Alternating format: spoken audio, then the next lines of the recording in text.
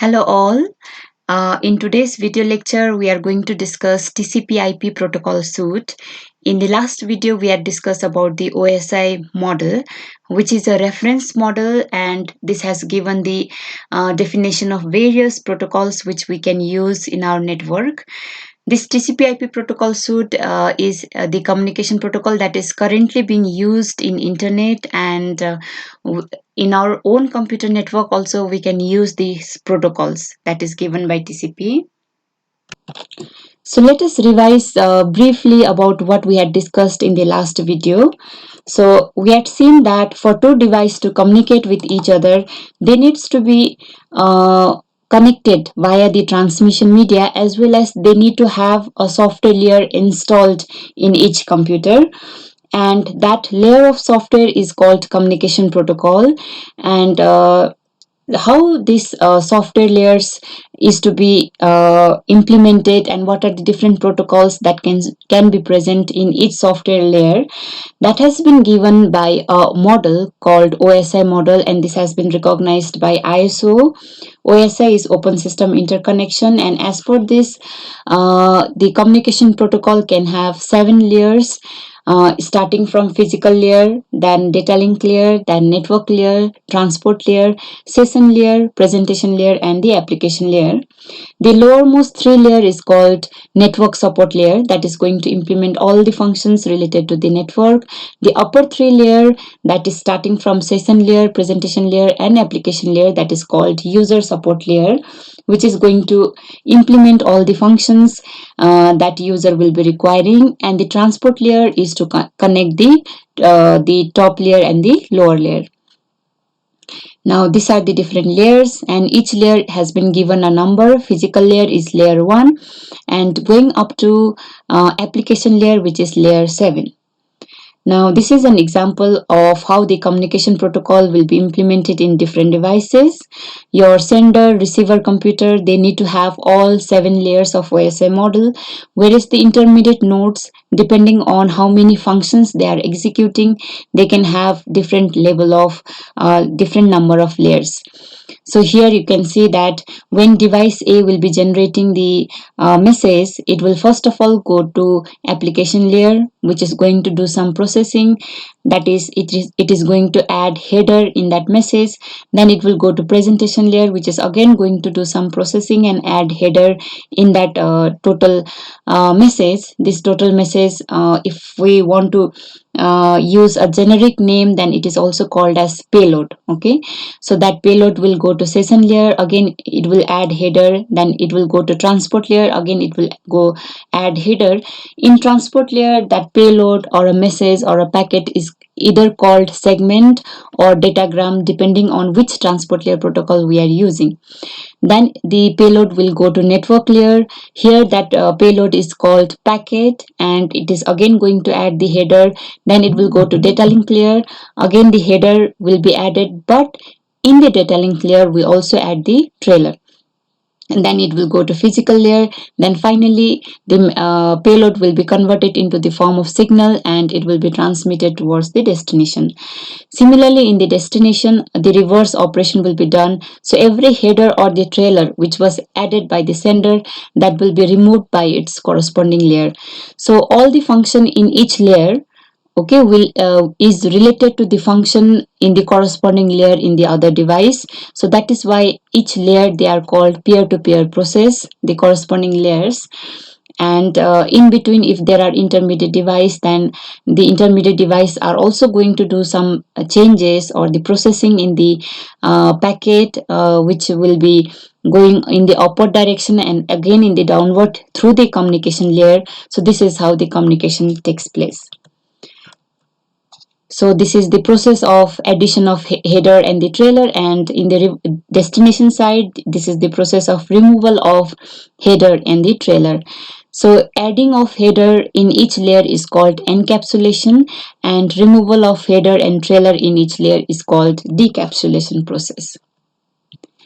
So talking about the functions in each layer, starting from the physical layer, its main function is to provide the mechanical and electrical specification okay, of the transmission media and the various connecting devices. So physical layer knows with what type of transmission media the computer is connected. So based on that, it will be converting the bits into the form of signals. Okay, so if the transmission media is a twisted pair, as we had seen in the last video, then the signal will be in form of electrical signal. If it is optical fiber, then it will be in form of light. So the basic objective of physical layer is to make sure that the message can be communicated through the computer network. Similarly, in the receiving side, the reverse operation, that is the conversion from signal to bit stream, will be done by receiver's physical layer. So other than this, the physical layer has various other functions, like to define the characteristic of transmission media and the interface, and to convert, this is called encoding, that is to convert bit into the form of signals. Then also to define the data rate, that is what should be the duration of each bit and how fast the bit is communicated. Then synchronization of bit, that is between sender and the receiver, they must synchronize at the clock level. That is when sender is sending, the receiver must receive when its clock level is high. Otherwise, if it is low, then the bit will be discarded. Line configuration is to find out whether the connection is point to point or multi-point. Based on that, various types of topologies will be defined by the physical layer, and the type of the transmission mode, that is whether it is a simplex, half duplex, or the full duplex communication. So about the data link layer, the main objective of the data link layer is to make sure that two immediate node, okay, two immediate device are capable of sending and receiving signal. Okay, now when a device has sent a signal, the network can understand only the physical address in that signal, and based on that, the network will be able to identify the other device which is whose physical address belongs to that. So with that, the job of the data link layer is to insert the physical address in that payload or the message, and a physical layer is going to convert that into the form of signal, which network is going to identify that physical address and the physical address imprinted in the NIC card of another device. Now to that device, the network is going to deliver the signal. Remember that it is only the physical address that the network can identify. So physical address assignment is important to deliver a signal to any node, okay, whether it is a networking, internetworking device, or a computer. So the data link layer is responsible for moving frame. Frame is the name of payload that we use in the data link layer from one hop to the next. So hop to hop communication is the responsibility of data link layer. So that is from device A to go to device B, we need the services of data link layer, that is to assign the physical address. So from B to C, again we need the services of data link layer. From C to D, again we need the services of data link layer. So assigning of physical address of sender as well as receiver is will be done by the data link layer. Now with this, there are other functions of data link layer. Okay, that is one, as we have already seen, physical addressing. Second is the bit stream that it may be getting from the upper layer. The underlying network may not be able to carry that huge sized message, it may happen. So the data link layer will be able to divide that entire series of bits into small frames, okay, based on what is the capability of the underlying network. So that is called framing. Then assigning of physical address. Physical address is also called as MAC address, and the size of MAC address is 48 bit. Then flow control is this data link layer can find out that what is the speed of receiver, okay, that based on that the sender should be transmitting its messages, because if the speed with which receiver is consuming, if it is very less than the speed with which sender is transmitting, then it will be overwhelming receiver. Okay, so that means receiver will not be able to receive all the messages that it is receiving from the network. So flow control is to slow down the sender based on the speed of receiver. Next is error control. So this error control, as we had seen in the previous video, that it is mainly for receiver to identify whether the frames that it has received is damaged or duplicate or some or corrupted and so on. So if there is noise interference during the transmission, then it is going to damage the frame, but receiver will be able to identify whether the frame is damaged or not by using error control mechanism. Okay, so if frame is damaged, then either receiver will be correcting that frame or receiver will simply inform sender to retransmit the other frame. Access control is used whenever the network or the communication link or the transmission media is being shared by multiple devices simultaneously. So when many devices are sending simultaneously, their frames or the payload or the message will collide with each other and that will get lost. Okay, and to deal with this, we can use the mechanism of access control. So access control is a function that is going to decide at any point in time which device has access to the network. Okay, which device is allowed to transmit through the network. So that will be decided by access control. So next is network layer, a very important layer. And the main objective of the network layer is source to destination delivery. That is, the two devices which are communicating, they may be very far from each other. Okay, they may belong to different networks. Now for those two devices to communicate, okay, the network needs to be capable of finding out where the destination device is present. Okay, so every device in the entire network or internetwork can be uniquely identified by using the logical address. We cannot use physical address to uniquely identify a device uh, in between network, because that physical address is a vendor specific. Okay, so with that it is not possible, but using the logical address, also called as IP address, every node, once it has got the IP address, means that IP address will be unique, and using that IP address, that device can be uniquely identified. Now based on that address, the network will be identifying the destination, and towards the destination the path will be found, and in that path only the message will be transmitted towards the destination. So between immediate devices, the communication is called hop to hop, and between source and the actual destination, the entire communication is source to destination. So if this device want to send a message to this one, it will have to insert the logical address or IP address of the destination computer, and using that IP address, the network is going to find out the path. Okay, that is, whether the path should be BE or it should be BC, so that message can reach the destination. That will be found out by using the IP address. And the process of determining this path is called routing. So these are the two important functions of network layer. See, what we saw till now is, if we want to send a message from one node to another node, we may directly send if they are directly connected. Now if they are not directly connected, then we need to use the function of network layer to identify the destination and determine the path, okay, through which the message will be transmitted. Now between the host, one host to another host, its responsibility will be by the network layer, but transmitting message from one computer to another computer is not sufficient. Okay, actually what we are doing is, a process running in the sender computer is transmitting the message to a process running in the destination computer. So communication from sender and the destination computer is not sufficient. The communication has to be between the process of the sender computer and to the process of the destination computer. Okay, so by using the function of data link layer and the network layer, the network will be able to deliver the message to the destination computer.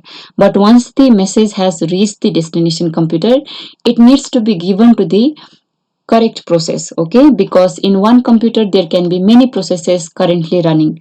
So how that will be identified is by using the port number. So port number is nothing but when a process gets created, process is nothing but a program. When the process gets created, for each process computer will be allocating a buffer, okay, or the memory space, and each memory space or the buffer will have a unique number within that computer, and that number is called port number. Okay, so port number is going to identify or determine each buffer, also called as port, uniquely, and that port belongs to the process, okay, one process. So if a computer receives a message, it will check what is the port number that is present in the message, and the message will be inserted in that particular port, okay, which belongs to destination process. So the next important function that is required is to insert the port number. Okay, so when a message will be created, the sender will have to insert the port number of receiver process, and it will also have to insert the port number of sender process, because receiver process may be sending the reply or the response, okay, or the query.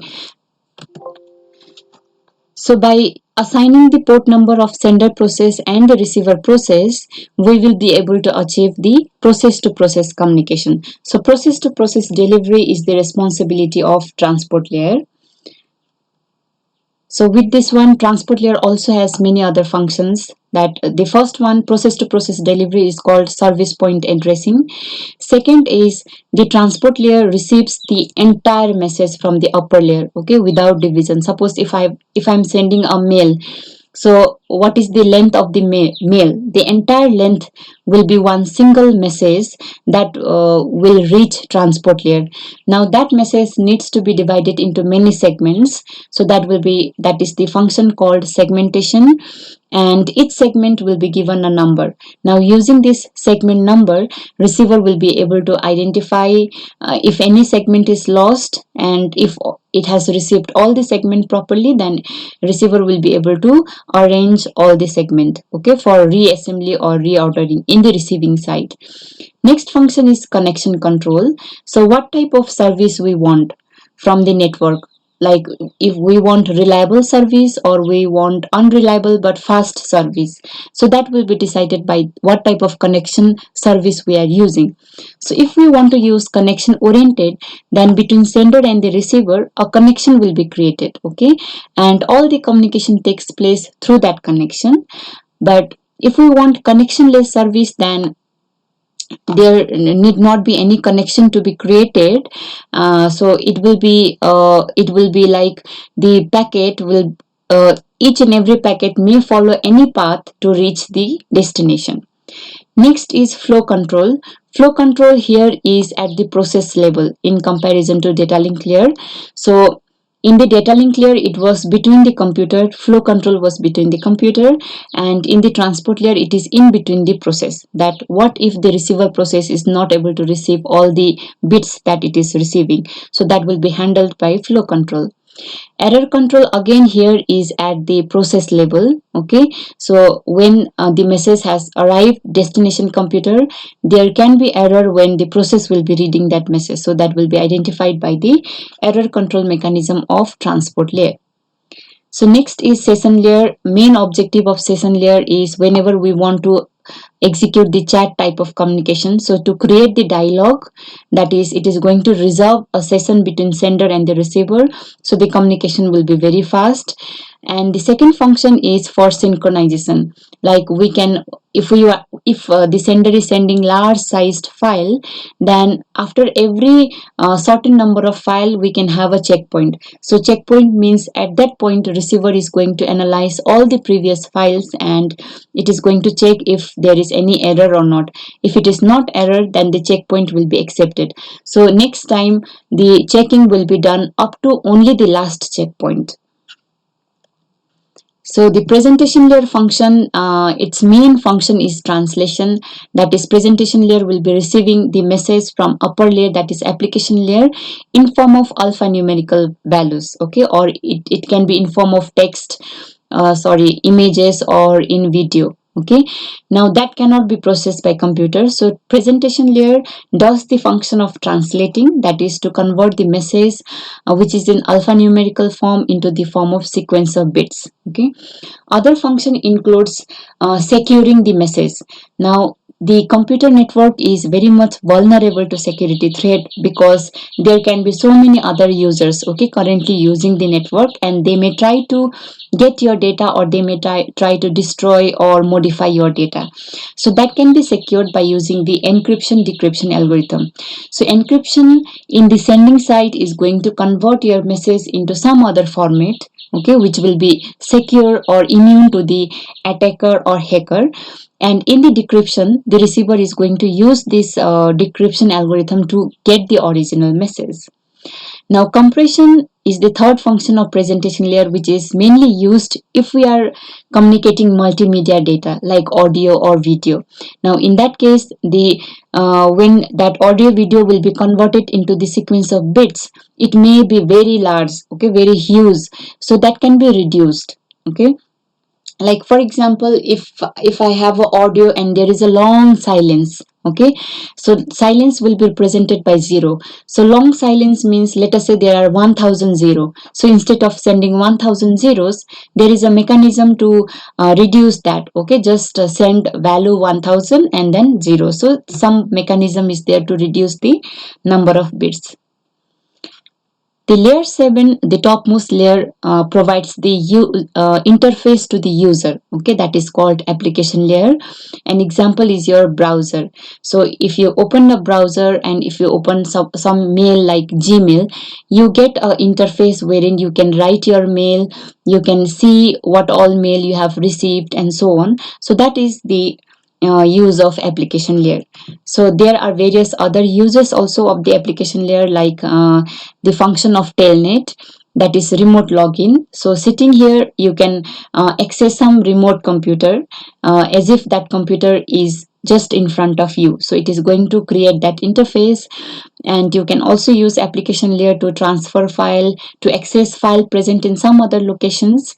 You can use emailing service, you can use directory service, that is the database and all. So this is the summary of all these 7 layers. In the application layer, the interface to the user will be provided, using which user can access the network resources. Presentation layer is going to translate your message into bit stream and encrypt as well as compress. Session layer, if you want, you can establish session with the destination.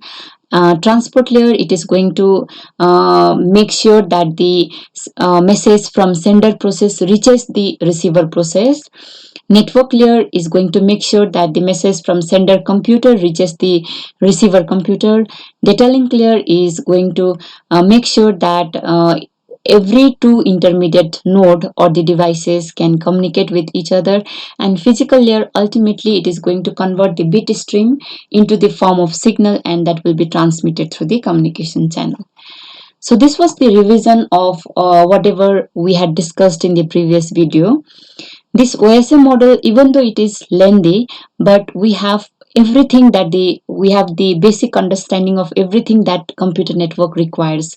So this is one very, very important topic, and you can expect question from OSM model in your sessional or in semester or any competitive examination also. Everywhere OSM model is very, very important, so you need to know everything. Okay, so now we are going to start with another topic, that is called TCP/IP protocol suite. So this TCP/IP protocol suite has software layers, okay, various software layers, and in each layer, this has provided a set of protocols which we can use. And these software layers, the number of software layer and the function does not exactly match with the layers of OSM model, because this TCP/IP protocol suite was developed or given before the OSI model. Okay. So in this TCP/IP protocol suite, originally they had defined only 4 layers, that is host to network layer, internet layer, transport layer, and the application layer. Later, when the OSI model came, then the TCP/IP protocol showed the layers. The number of layers was again redefined as 5 number of layers, that is physical layer, data link layer, network layer, transport layer, and the application layers. So this is the protocol stack. So in the lowermost layer, that is physical layer, is nothing but the combination of, if we compare it with the OSM model, then the physical layer is nothing but the combination of physical layer and the data link layer of OSM model. Then network layer is equivalent to the internetwork layer or the network layer of OSM model. Then the transport layer is equivalent to the transport layer of OSM model, and application layer of TCP/IP is equivalent to the application layer, presentation layer, and session layer of OSM model. Okay, so here you can see originally it was the application presentation session layer was called one application layer, then then the transport layer, and then the internetwork layer, and the lowermost two layer was defined as physical layer. Okay, but after the OSI model, they redefined it as 5 number of layers. That is, topmost layer is called application layer, which is equivalent to 3 layers of OSI model, that is application, presentation, session. Transport layer is equivalent to transport layer of OSI model, and internetwork layer is equivalent to network layer of OSI model, and the physical layer has now divided into two part, that is data link layer and physical layer separately. So in TCP IP model, now we can say that there are 5 layers: physical layer, data link layer, network or internetwork layer, transport layer, and this as a whole is called application layer. Okay, and these are the different protocols that we can use in each layer. Like in application layer, we can use SMTP protocol, FTP, STTP, DNS, SMTP, Telnet, STTP, and so many other protocols are there, so that we are currently using in internet. In the transport layer, we can use either TCP or UDP or SCTP. These are the different protocol. We can use any one of them. In the network or internetwork layer, there is a mandatory protocol, a compulsory protocol, that is called IP, which is called Internet Working Protocol. But if we want some other features, okay, based on our requirement, we can use other optional protocol, that is ERP, RARP, ICMP, IGMP.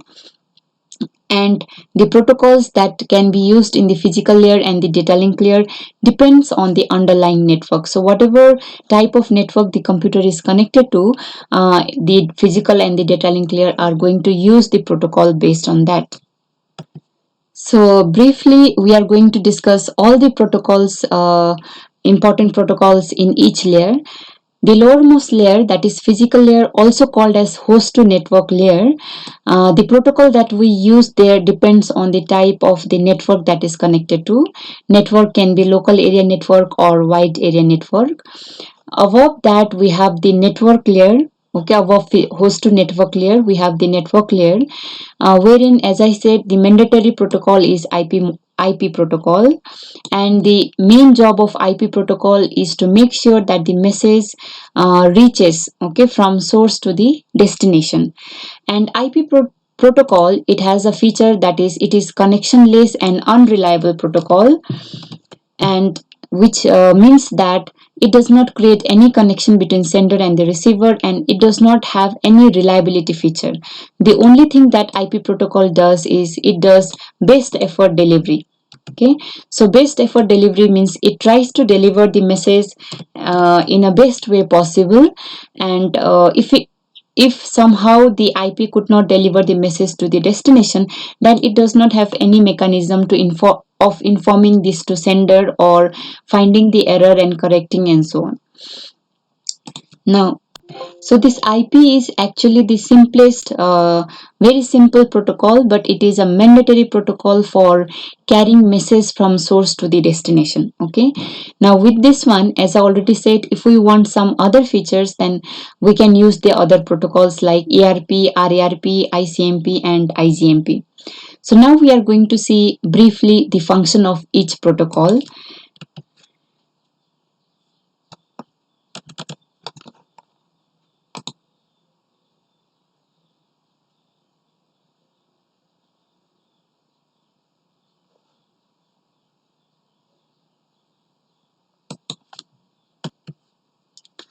So this ARP, that is Address Resolution Protocol, is used to find physical address of a device if we already have the logical address. So as we had discussed previously that when a signal needs to be delivered to a device, we need the physical address of that device. Okay, network will be requiring the physical address of the device. Now if we know only the IP address of the the logical address of that device, okay, which is uniquely known to all other device, then how to get the physical address? Okay, so for that we can use this protocol called ARP. Now this physical address size, as we had already discussed, it is of 48 bit, which will be imprinted in the NIC card. Second is Reverse Address Resolution Protocol called RARP, and this is used to get the logical address of a device if we know the physical address. Okay, so this generally is required whenever we have a diskless machine. So actually IP address and logical address will be stored in the memory, okay, in the storage. But if we do not have that storage, or it got crashed, or it got deleted, then we can use the physical address of the device to find out its own IP address. Okay, so that is by using this protocol, that is RARP. Next protocol is ICMP, Internet Control Message Protocol. That I already said that IP is a connectionless and unreliable protocol. So it is unreliable means it does not use any flow control and error control mechanism. Okay, now if we want this function of flow control and error control, then we need to use this extra protocol, that is Internet Control Message Protocol. Okay, the last one that we can use is Internet Group Management Protocol. This is basically needed whenever we want to perform multicasting. Okay, multicasting means there are different types of communication. Like if we say unicasting, then we are sending data from one device directly to one receiver device. If we say broadcast, it means that we are sending data from one device to all other devices within that network. Okay, now if I say multicast, it means we are sending the data to only group of users.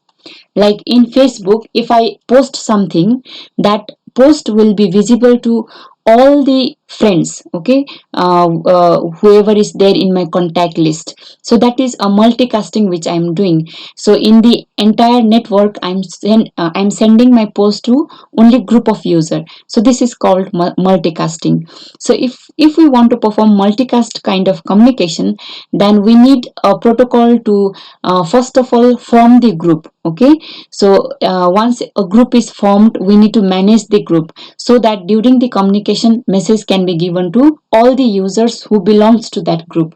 So Internet Group Management Protocol is to manage the group. Okay, that is to create the group, or to delete the group, to add new member in the group, okay, or to remove some members from the group, and so on. So remember that this is not a protocol that is used to send a message to a group of people. Okay, for that IP only will be used, but the formation of group or the management of the group can be done by using this ICMP protocol. So next is transport layer. As we had seen previously, that transport layer is mainly for process to process delivery, and there are three types of protocol we can use in transport layer, that is TCP, UDP, and SCTP. This TCP, that is Transmission Control Protocol, it provides connection-oriented and reliable service. So between process, if we want to create connection and then we want to transmit all the data packet through that connection, and if we want reliable communication, like if there is any error, okay, during the transmission, if the data packet gets corrupted, if the data packet gets lost, or it gets duplicated during the transmission.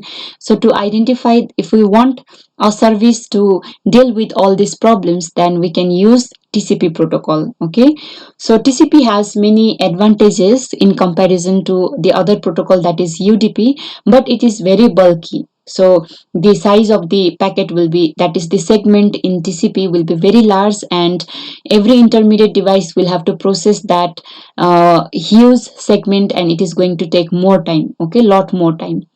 Now the next protocol that we can use is UDP. UDP is just opposite to that of TCP. It does not create connection between sender and the receiver. In UDP, a packet is called datagram and it provides unreliable service. So that is, the datagram can follow any path to reach destination and there will not be any error checking and error correction mechanisms.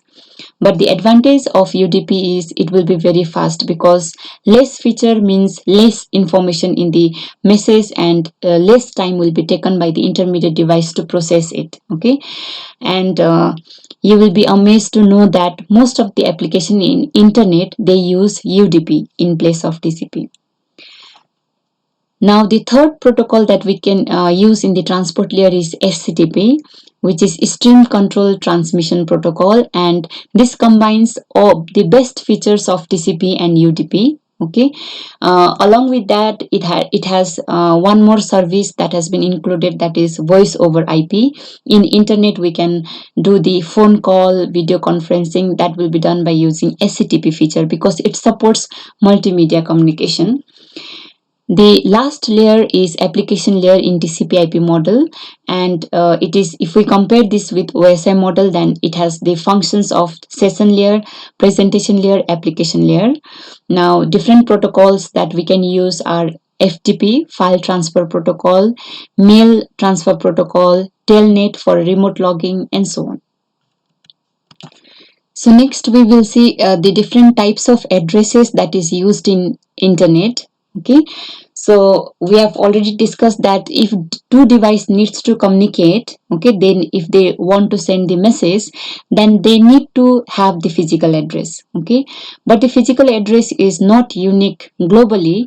So if a message needs to go from one network to another network, then we need to have the logical address assigned in all the device. Okay, so that every device can be uniquely identified. Now, once the message reaches the destination, it needs to given to the correct process. So for that, we also need the port number or the port address. And with this, we also have one more type of address called specific address, that is that will be used by the application layer processes. Suppose based on the different types of application, we may also have the different addresses. Like once my email reaches Yahoo Mail, that will be identified by the port number. Once it reaches Yahoo Mail, it needs to go to my mailbox. Okay, so how my mailbox will be identified is by using my email ID. So that email ID is an example of specific address. Similarly, if in internet, if I'm searching something, then I'll be typing the address in the address bar. Okay, let us say www.google.com. So this is a specific address. So these are the four types of address that is used in internet: physical address, logical address, port address, and specific address. And we can relate these addresses in the different layers of TCP/IP. That is, physical address is used in physical layer. Okay, that will be assigned by the data link layer function. Logical address is used in by the network layer. Port address will be used by the transport layer, and specific address will be used by the application layer. So this was about the OSI model and TCP/IP model, and both the topic is very very important, and the entire computer network syllabus that we are going to discuss or see further, all are nothing but the elaboration of whatever we discussed in this video. So hope to see you in the next lecture video. Thank you.